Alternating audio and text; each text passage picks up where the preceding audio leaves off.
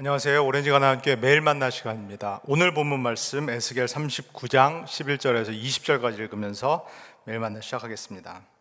그날에 내가 곡을 위하여 이스라엘 땅 곧 바다 동쪽 사람이 통행하는 골짜기를 매장주로 줄이니 통행하던 길이 막힐 것이라. 사람이 거기에서 곡과 그 모든 무리를 매장하고 그 이름을 하몬곡의 골짜기라 일컬으리라. 이스라엘 족속이 7달 동안에 그들을 매장하여 그 땅을 정결하게 할 것이라. 그 땅 모든 백성이 그들을 매장하고 그로 말미암아 이름을 얻으리니 이는 나의 영광이 나타나는 날이니라. 주 여호와의 말씀이니라. 그들이 사람을 택하여 그 땅에 늘 순행하며 매장할 사람과 더불어 지면에 남아있는 시체를 매장하여 그 땅을 정결하게 할 것이라. 7달 후에 그들이 살펴보되 지나가는 사람들이 그 땅으로 지나가다가 사람의 뼈를 보면 그 곁에 푯말을 세워 매장하는 사람에게 가서 하몬곡 골짜기에 매장하게 할 것이요 성읍의 이름도 하모나라 하리라. 그들이 이같이 그 땅을 정결하게 하리라. 주 여호와께서 이같이 말씀하셨느니라. 너 인자야, 너는 각종 새와 들의 각종 짐승에게 이르기를 너희는 모여오라. 내가 너희를 위한 잔치 곧 이스라엘 산 위에 예비한 큰 잔치로 너희는 사방에서 모여 살을 먹으며 피를 마실지어다. 너희가 용사의 살을 먹으며 세상 왕들의 피를 마시기를 바산의 살진 짐승 곧 숫양이나 어린 양이나 염소나 숫송아지를 먹듯 할지라. 내가 너희를 위하여 예비한 잔치의 기름을 너희가 배불리 먹으며 그 피를 취하도록 마시되 내 상에서 말과 기병과 용사와 모든 군사를 배부르게 먹을지니라 하라. 주 여호와의 말씀이니라. 아멘. 오늘 함께 읽은 이 에스겔 39장 말씀은 저희가 화요일 매일 만나 그리고 어제 수요 말씀에서 나누는 이 에스겔 38장 바로 앞장과 이렇게 이어져 있습니다. 그래서 성도님들께서 앞에서 들으셨던 그 말씀을 기억하시면서 오늘 말씀도 나누면 좋겠습니다. 이 두 장에서 38장, 39장에서 계속해서 마곡이라는 나라 그리고 곡이라는 그 왕이 등장합니다. 이 마곡이 어딘가, 곡이라는 이 왕이 정확히 누구인가, 이 성서 해석의 역사에서 참 다양한 의견들이 있어 왔습니다.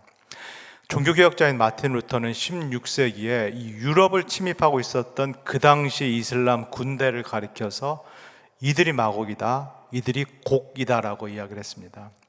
제가 어렸을 때 한국에서 신앙생활을 했을 때 그 많은 부흥사 목사님들, 이 요한계시록에도 이 마곡과 곡이라는 인물 나라가 등장하는데 그때 많은 부흥사님들이 오늘날 러시아, 옛날에 소련이 이 에스겔에 나오는 또는 요한계시록에 나오는 마곡이다, 곡이다 이렇게 말씀하신 경우가 참 많았습니다.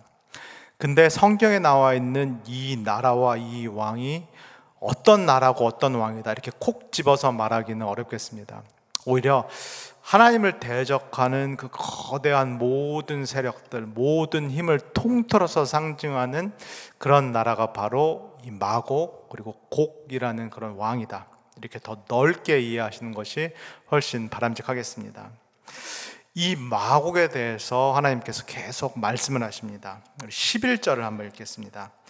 그날에 내가 곡을 위하여 이스라엘 땅 곧 바다 동쪽 사람이 통행하는 골짜기를 매장주로 줄이니 통행하던 길이 막힐 것이라. 사람이 거기에서 곡과 그 모든 무리를 매장하고 그 이름을 하몬곡의 골짜기라 일컬으리라. 우리가 화요일에 봤던 바로 앞장 38장 그리고 어제 봤던 39장 전반부에서 하나님께서 이 거대한 악의 세력인 마곡 그리고 곡 왕과 직접 싸우신다라고 말씀합니다. 그리고 오늘 읽은 이 39장 말씀에서는 하나님께서 승리를 주신 이후에 이제는 이 이스라엘 땅에 이렇게 퍼져 있는 이 마곡의 군대들의 시신들을 매장하라, 한 곳에 모아서 이 시신들을 매장하라라고 하나님께서 이스라엘에게 명령을 하십니다. 여기서 한번 깊이 우리 성도님께서 생각해 보시면 좋겠습니다. 이 마곡 그리고 곡 왕의 군대들을 이 이스라엘 백성들로 하여금 한 곳에 모아서 이 시신들을 한 곳에 매장하라는 하나님의 그 의도는 무엇일까요? 여기에 나타나는 하나님의 그 최종 관심은 어디에 있을까요?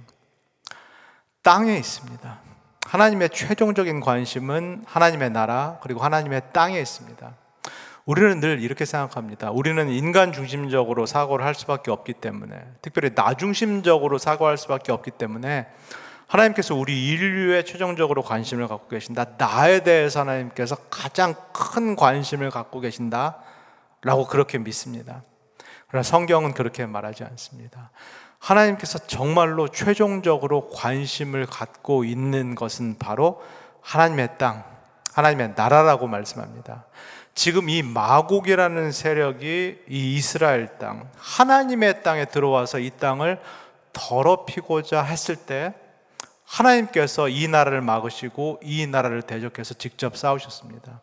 그리고 이 땅에 이 마곡 나라의 시체들이 이렇게 늘어서 있자 하나님께서도 마찬가지로 이 시신 때문에 이 이스라엘 땅, 당신의 나라가 더럽혀지는 것, 부정하게 되는 것을 막기 위해서 이스라엘 사람들로 하여금 이제는 시신들을 모아라, 땅을 더럽히지 않도록 시신들을 모아서 한 곳에 매장하라라고 그렇게 명령하고 계신 것입니다.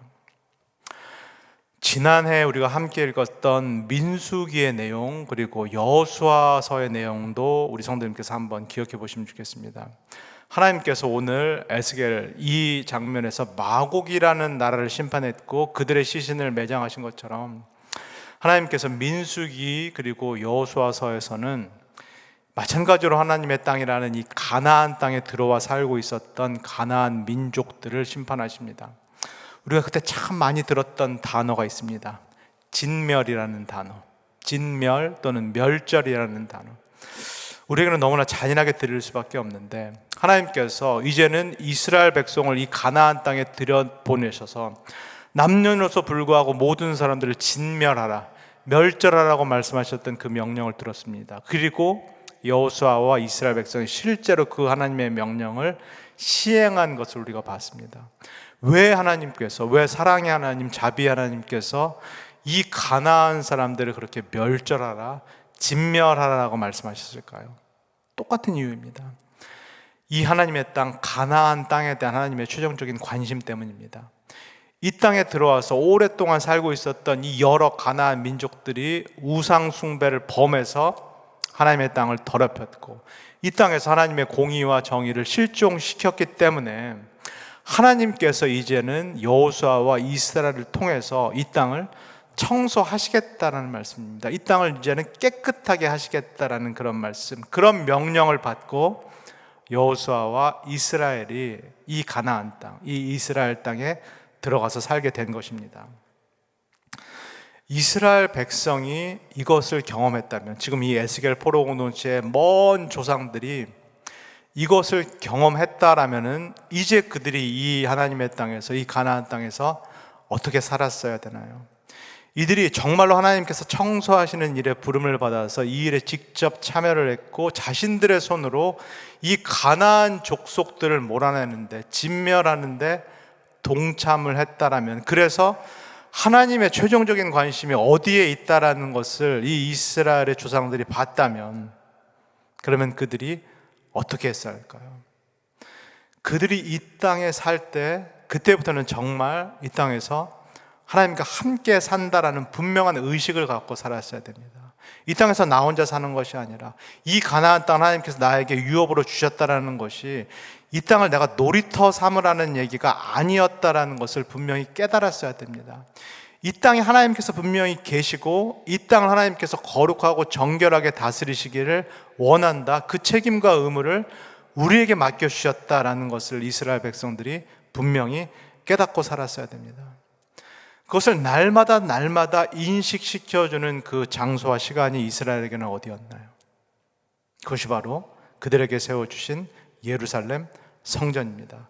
그들이 예루살렘 성전을 바라볼 때마다 이것을 기억했어야 됩니다. 그들이 예루살렘 성전을 드나들 때마다, 그들이 그곳에서 진행되는 모든 제사 예배에 참석할 때마다 이것을 반드시 깨닫고 기억했어야 됩니다. 이 땅, 그리고 이 성전은 내 땅이 아니다, 내 놀이터가 아니다, 내 소유지가 아니다. 내가 이 땅, 이 성전을 하나님의 뜻대로 다스려야 된다. 만약에 이스라엘이 이것을 망각하게 된다라면은 어떻게 되나요? 똑같은 일이 이스라엘에게도 일어날 수밖에 없습니다.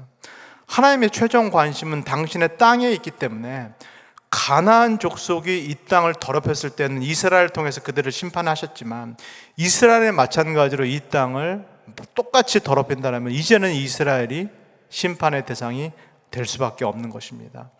그 일이 바로 우리가 에스겔을 통해서 쭉 보고 있는, 하나님께서 이제는 바벨론을 통하여서 이스라엘을 이 땅에서 몰아내시는 일, 이제는 이스라엘, 하나님의 백성이라는 이 이스라엘을 이 땅에서 진멸시키시는 일, 이들을 바벨론의 포로로 보내시면서 70년이 넘도록 포로로 보내시면서 오히려 하나님께서는 당신의 땅을 쉬게 하십니다.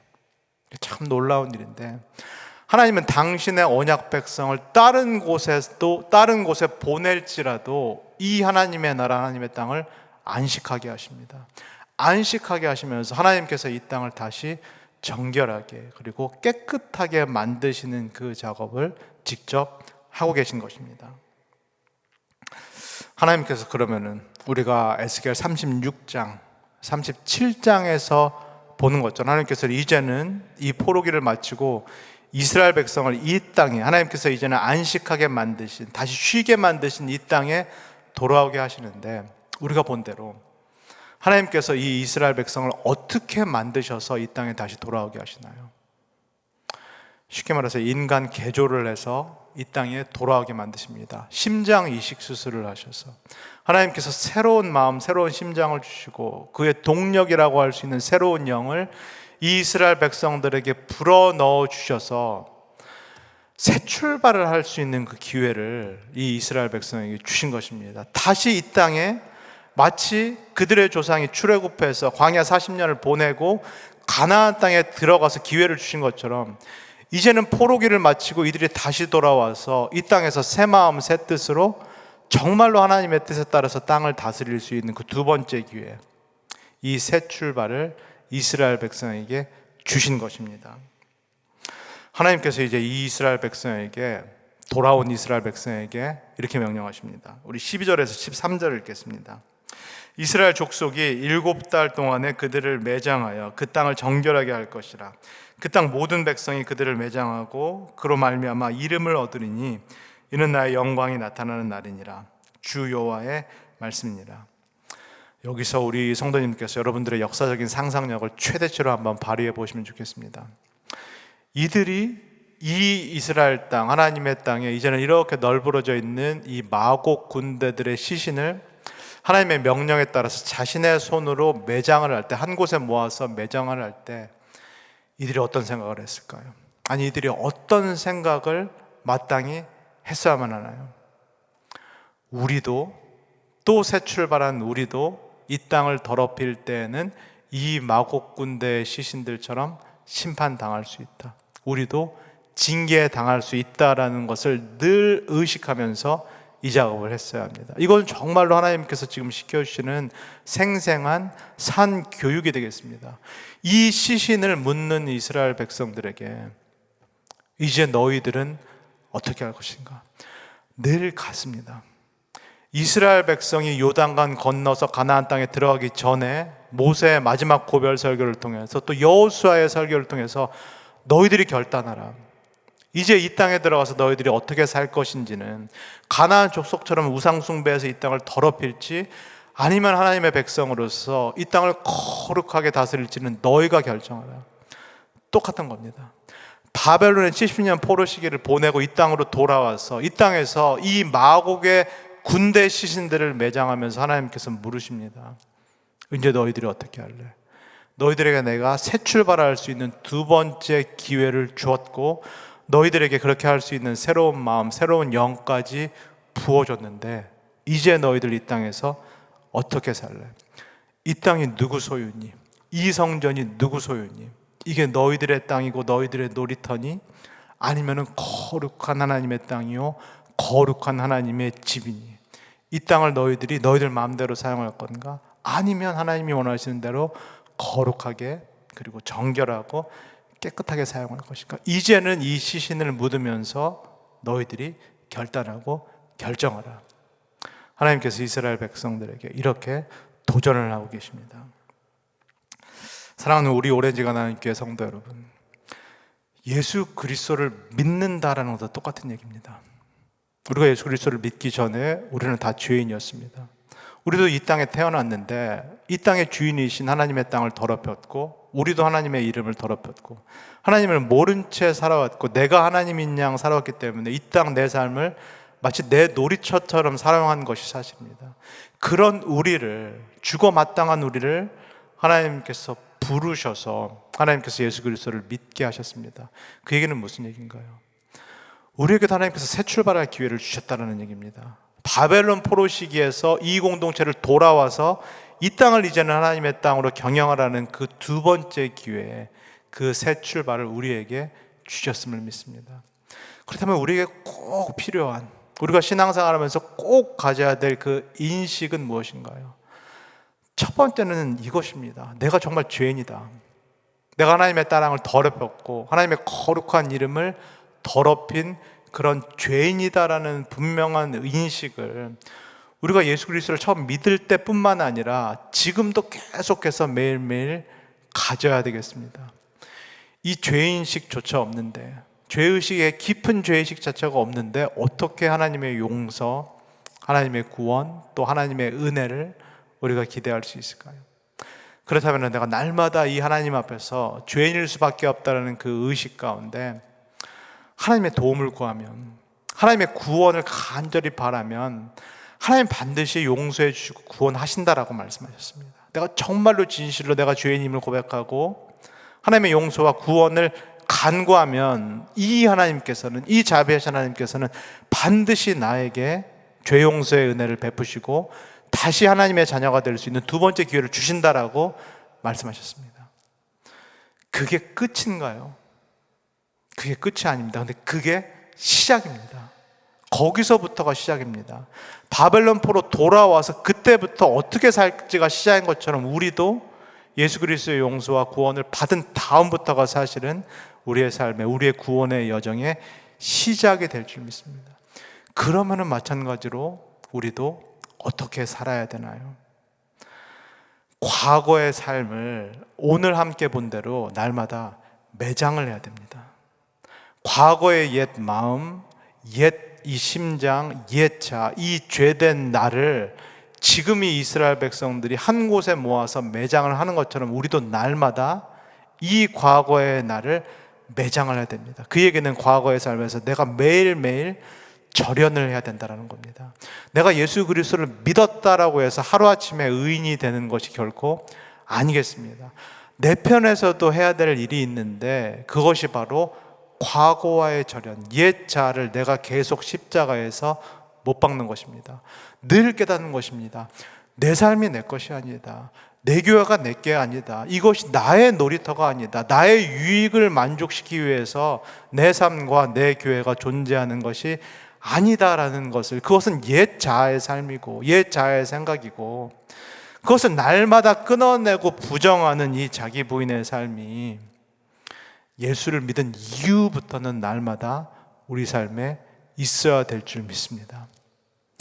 오늘 들은 이 하나님의 말씀이 만약에 우리 성도님들 중에서 나를 향한 하나님의 말씀이다, 나에게 지금 말씀하시는 하나님의 음성이다라고 들리시는 분이 혹시 계시다라면 그분께서는 결단하시기를 소원합니다. 이제는 내가 새로운 삶을 출발하겠다. 이제는 정말로 예수 그리스도를 믿는 사람으로서, 하나님을 따르는 하나님의 자녀로서 과거의 삶을 끊겠다. 그리고 내가 이제는 거룩하신 하나님을 신뢰하고 그분을 순종하며 그분의 뜻을 따르는 삶을 시작하겠다. 이렇게 결단하실 수 있는 우리 오렌지 가나안 교회 성도님 되시기를 주 예수 그리스도의 이름으로 간절히 소원합니다. 다 같이 기도하겠습니다. 사랑해 주님 감사합니다. 오늘 말씀을 통하여서 하나님께서 우리에게도 무엇을 원하시는지, 무엇을 요구하시는지 다시 한번 분명하게 보여주셔서 감사합니다. 하나님의 최종적인 관심은 우리를 넘어서서 하나님의 땅, 하나님의 나라에 있음을 다시금 선명하게 봅니다. 이 땅과 이 나라를 우리에게 기업과 유업으로 주셨기 때문에 이 땅을 마치 하나님이 다스리는 것처럼 거룩하고 정결하게 그렇게 다스릴 그 책임과 의무가 우리에게 있음을 고백합니다. 만약에 우리가 그 의무와 책임을 다하지 않을 때에는 이스라엘과 마찬가지로, 마곡과 마찬가지로, 가나안 족속과 마찬가지로 우리가 심판을 당할 수밖에 없음을 하나님 보여주셔서 감사합니다. 예수 그리스도를 내가 믿었다는 것은 하나님께서 나에게 두 번째 새로운 기회를 주셨음을 믿습니다. 내 삶을 이제는 하나님 앞에서 사는 것처럼 살으라는 그 두 번째 새로운 기회, 새 출발의 기회를 주셨음을 믿습니다. 이것을 기억하게 하사 하나님, 늘 거룩하신 하나님의 이름을 높이게 하시고 그 거룩하신 하나님의 자녀라는 그 이름에 걸맞게 살아갈 수 있도록 우리를 축복하여 주시옵소서. 감사를 드리며 예수님의 이름으로 기도합니다. 아멘.